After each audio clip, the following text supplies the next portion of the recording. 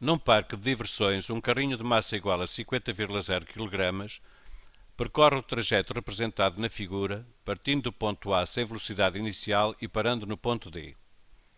Portanto, ponto A até ao ponto D.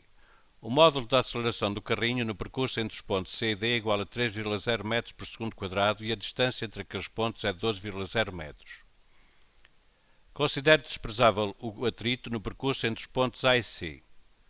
Selecione a alternativa que completa corretamente a frase seguinte.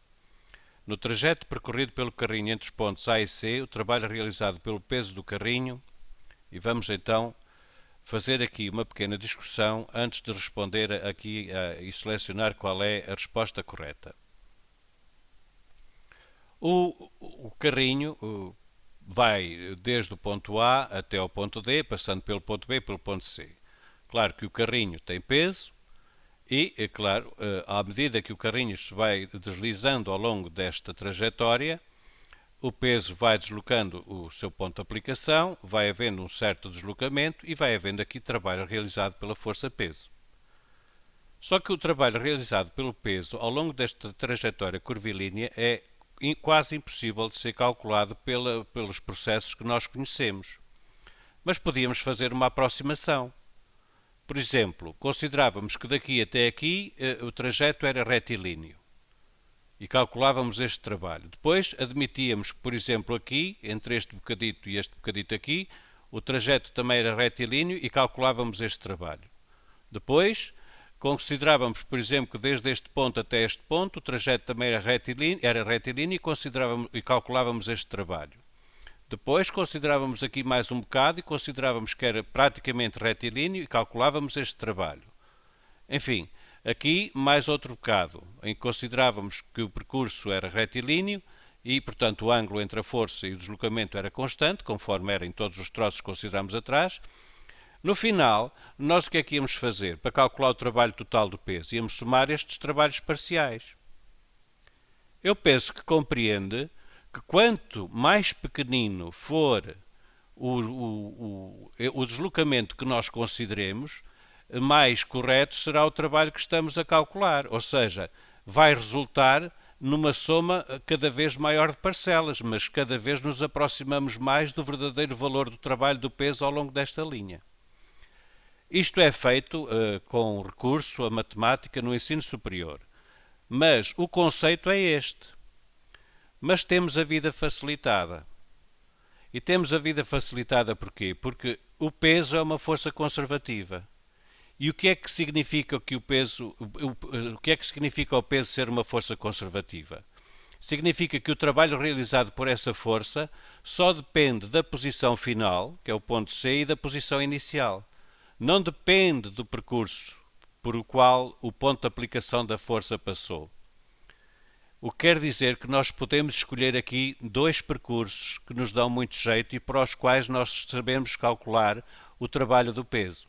Se uma das características da força, e volto a repetir, é que o trabalho realizado pelo ponto de aplicação dessa força só depende da posição final e da posição inicial, então em vez de calcular esta infinidade de trabalhos aqui, que não sabemos a este nível do curso, vou escolher um outro percurso. Vou considerar que o corpo vai percorrer esta trajetória. Querem ver? Na vertical, até ali, e agora na horizontal. Se uma característica das forças conservativas é que o trabalho realizado por elas só depende da posição final e da posição inicial, então a única coisa que tenho que fazer é calcular o trabalho até aqui e agora daqui até ali. Vou repetir. Trabalho na vertical e agora o trabalho na horizontal. Mas estes trabalhos nós sabemos calcular. Porquê? Porque desde o ponto A até ao plano ou à cota onde está o ponto C, a força aponta para onde? Aponta para baixo. O deslocamento também é de cima para baixo. Quanto é que vale o ângulo entre a força e o deslocamento? Vale zero. Então, quanto é que vale o trabalho? O trabalho, como sabemos, é força vezes deslocamento vezes o cosseno que a força faz com vezes o cosseno do ângulo que a força faz com o deslocamento. Ora, a força e o deslocamento neste trajeto fazem um ângulo de 0 graus. Portanto, o cosseno até aqui, o cosseno de 0 é 1. E a força, explicitamente o que é? É mg. Então, e quanto é que vale o deslocamento? Vale h.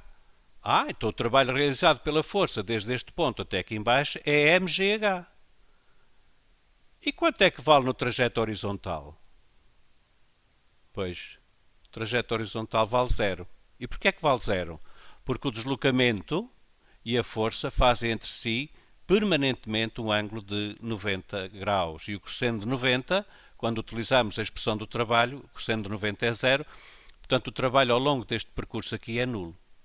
Ou seja, o trabalho de A para C, quer seja calculado por aqui, quer seja por este processo alternativo, porque a força é conservativa, daria sempre mgh. Isto serve unicamente para alargarmos um pouco mais os conhecimentos e para que não fosse tão árida a resolução deste exercício. Por isso é que no formulário nós encontramos esta expressão: trabalho da força conservativa é igual, mas de sinal contrário à variação da energia potencial. Vamos ver quanto é que seria a variação da energia potencial. Ora, a energia potencial, o corpo está no ponto A, passa para o ponto C, ou seja, a variação da energia potencial será a energia que ele tem aqui menos a energia que ele tem ali. Potenciais, obviamente. Quanto é que vale a energia que ele tem aqui? Bom, pode valer 0 se nós considerarmos que aqui é a origem para a medida desta altura. Então será a energia aqui, que é 0, menos a energia ali. Quanto é que é a energia potencial ali? É mg vezes h. Então quanto é que varia a energia?